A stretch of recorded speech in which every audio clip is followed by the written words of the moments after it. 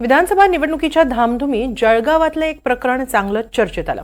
जळगाव शहरचे अपक्ष उमेदवार अहमद हुसेन शेख यांच्या घरावर गोळीबार झाला। मात्र पोलिसांच्या तपासानंतर जे सत्य उलगडलंय त्यातून जळगावकरांना धक्काच बसलाय। नेमकं काय आहे हे प्रकरण, पाहूया एक रिपोर्ट। विधानसभा निवडणुकीदरम्यान जळगावातलं एक गोळीबार प्रकरण चांगलंच चर्चेत होतं। थेट उमेदवाराच्या घरावर गोळीबार झाल्यानं संपूर्ण जळगाव जिल्ह्यात या प्रकरणाची चर्चा झाली। अपक्ष उमेदवार अहमद हुसेन शेख यांच्या घरावर हा गोळीबार झाला होता। मात्र पोलिसांच्या तपासातून जे सत्य उलगडलं त्यामुळे आता जळगावकर चांगलेच हैराण झाले। मतदानाच्या 2 दिवस आधी म्हणजेच 18 नोव्हेंबरला गोळीबार झाला। अहमद हुसेन शेख यांचे मेहरुण परिसरातील शेरा चौकात घर आहे। पहाटे एका अज्ञात व्यक्तीनं त्यांच्या घराच्या दिशेनं 3 गोळ्या झाडल्या। मोठा आवाज ऐकल्यानंतर शेख यांनी बाहेर येऊन पाहिलं। त्यानं घराच्या खिडकीची काच फुटल्याचं दिसून आलं। घरावर गोळीबार केल्यानंतर हल्लेखोर पसार झाला होता। गोळीबार प्रकरणी गुन्हा दाखल करण्यात आला। मात्र पोलिसांच्या तपासातनं एका धक्कादायक षडयंत्राचा उलगडा झाला।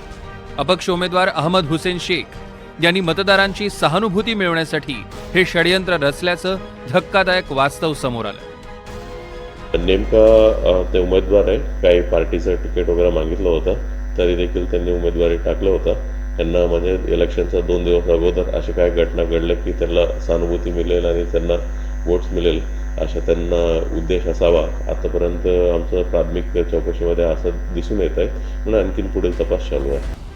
शेख अहमद हुसेन गुलाम हे एमआयएमचे जिल्हाध्यक्ष आहेत। स्वपक्षाकडनं अधिकृत उमेदवारी न मिळाल्यामुळे त्यांनी अपक्ष निवडणूक लढली।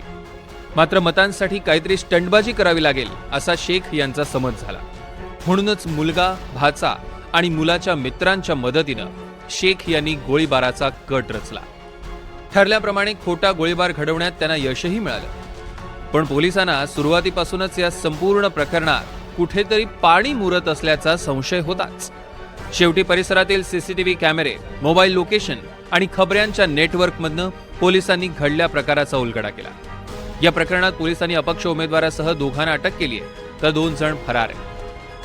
आणि गुन्हा दाखल झाल्यानंतर आम्ही पूर्ण चौकशी आणि तपास चालू होत आहे। तपासाच्या दरम्यान काही सीसीटीव्ही आणि आणखीन तांत्रिक माहिती आणि हे सर्व दृष्टीने आम्ही तपास चालू असताना त्यांचं स्वतःचं जे कंप्लेंट होतं ते स्वतःचं साला जे मालेगावमध्ये राहतात ते इन्वॉल्ड आहे म्हणून आम्हाला खात्रीशीर माहिती भेटलं होतं। आणि पुढील तपासादरम्यान म्हणजे ही समजलं की त्यांचा साला आणि आणखीन एक साथीदार मालेगाववरून ते दिवशी रात्री इथं जळगावमध्ये आला आणि सकाळी इथं फायरिंग केल्यानंतर परत ते मालेगावात निघून गेले होते। आणि आदल्या दिवशी म्हणजे 17 तारीख रात्री देखील म्हणजे इथे एकदा रेकी करायला तो त्यांचा साला हे आपल्या जळगावमध्ये आले होते। ही सर्व गोष्टी आम्हाला आता खात्रीशीर डिटेक्शन झालेलं आहे। विशेष म्हणजे शेख अहमद हुसेन हे निवृत्त शिक्षक आहेत। राजकारणात माणूस कोणत्या थराला जाईल याचा नेम नसतो।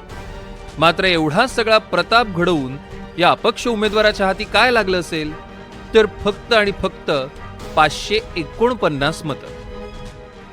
मंगेश जोशी, NDTV मराठी, जळगाव।